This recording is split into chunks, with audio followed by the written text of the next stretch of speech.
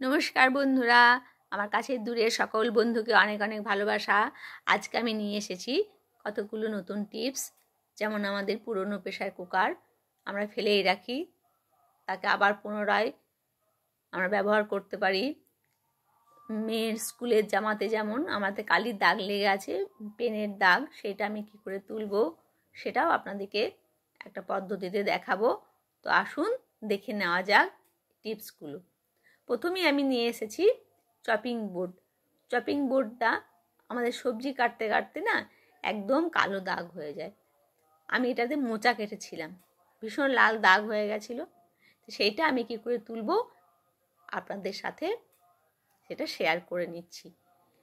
প্রথমে আমি নুন দেব, তারপরে আমি লেবুর টুকরো তো আমরা ফেলেই দিই, সেই টুকরো আমি কিছু নিয়ে বেশ করে পুরো 5-7 মিনিট মতো এটাকে আমি রগড়ি দিয়ে ভিজিয়ে রাখবো।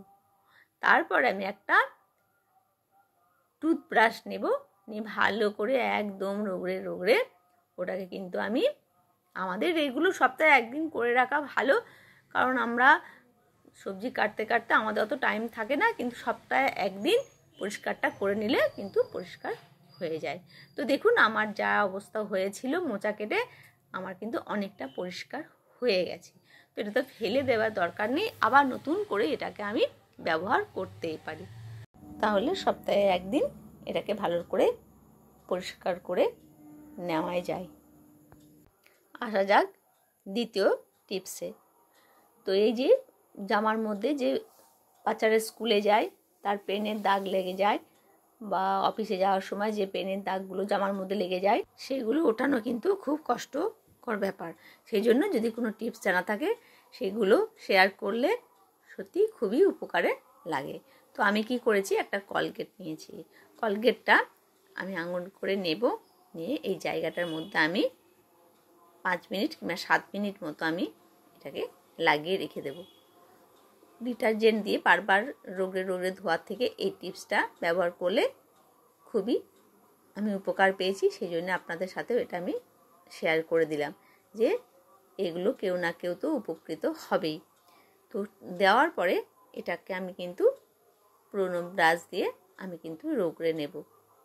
তো রগড়ে দেওয়ার পরে কিন্তু দেখেছি অনেকটা একদমই পুরো এবার পেনের দাগ হালকা আছে, ডিপ আছে, কিন্তু 5-7 মিনিট ভিজিয়ে রাখার পরে যখন আমি টুথপেস্টটা দিয়ে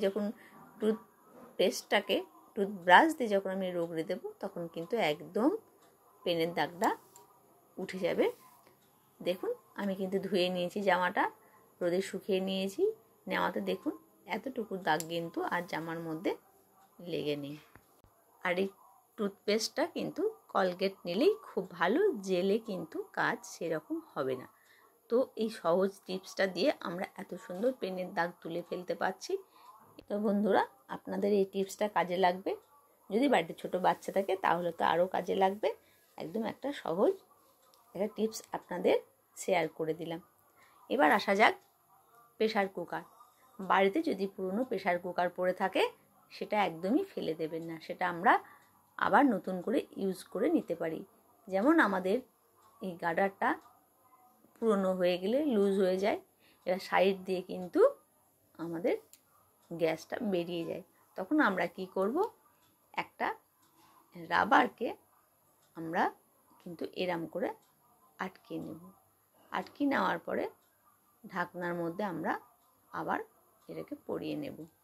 তা দেব যদি সেরকম বুঝি, তখন আবার দুদিকে দুটো দিলেই হবে, মোটামুটি আমাদের কাজ কিন্তু চলে যাবে। তো এই টিপসটা করলে আপনারা অবশ্যই উপকৃত হবেন। তো আর কি করতে হবে, এই যে গার্ডারটা দেখতে পাচ্ছেন এটা কিন্তু সবসময় কিন্তু বাইরে থাকবে, তবেই তো চাপটা পাবে, তবেই তাহলে গ্যাসটা বেরিয়ে যাবে না, না হলে ওটা কিন্তু বারবার সাইড দিয়ে বেরিয়ে যাবে।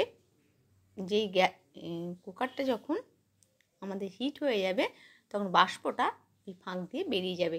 এবার এই গার্ডারের কাজ হলো ওই বাষ্পটাকে চাপ সৃষ্টি করে রেখে দেওয়া। তো ওই জন্য ওইটাকে আমাদের বাইরে দিয়ে বের করে রাখতে হবে। তো এইভাবে মোটামুটি হয়ে যাবে, অসুবিধা হবে না। আর সেই রকম হলে আর এক সাইডে দিয়ে দেবে, আমাদের কাজ কিন্তু কমপ্লিট হয়ে যাবে ওতে।